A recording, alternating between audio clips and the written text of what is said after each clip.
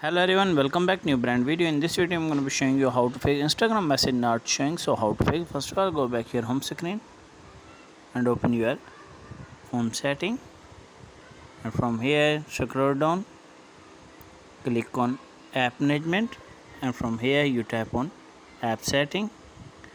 From here search for this Instagram app,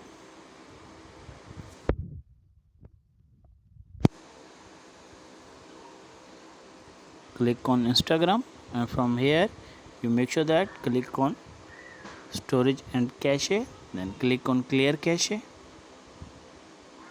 and after that go back, click on permissions, make sure that allow all permission, click on calendar, then click on allow, click on allow, make sure that allow all permission, and after that check whether the problem has been fixed or not, click on allow,